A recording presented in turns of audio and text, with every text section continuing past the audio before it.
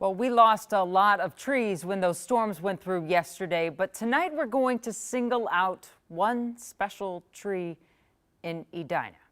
Welcome to Breaking the News. I'm Janice Shortle. So why one tree? Well, it was beloved by more than one family, and it also turns out it's been recognized by our state. Here's Kent.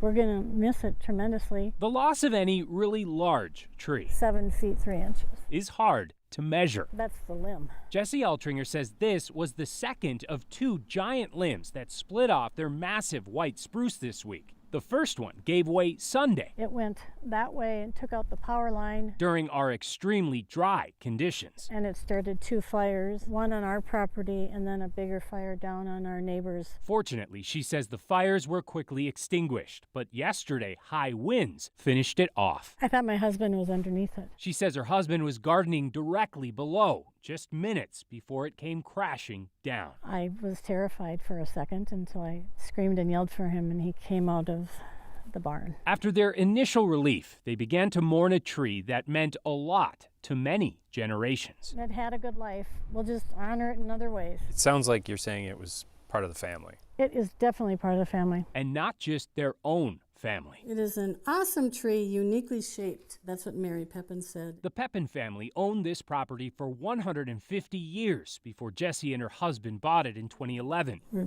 tree people, if you can't tell.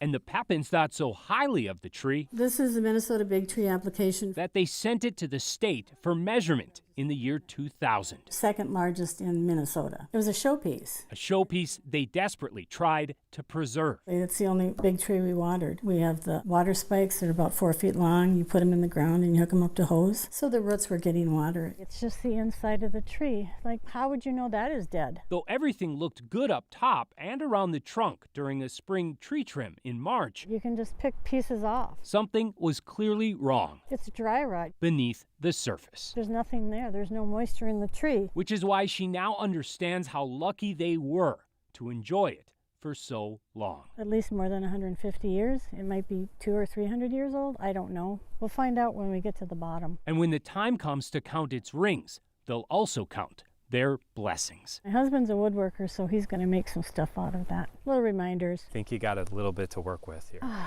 We have so much to work with. Yes. In Medina, Kent Erdahl, KARE 11 News. She took the words right out of my mouth. I was thinking, gosh, I hope they know a woodworker.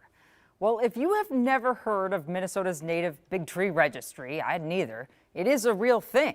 It even has its own website where you can learn more about how your own big tree in your neighborhood might measure up. But if you do submit an application, the Department of Natural Resources says you've got to have a little bit of patience because there's a backlog, because foresters are spread pretty thin right now.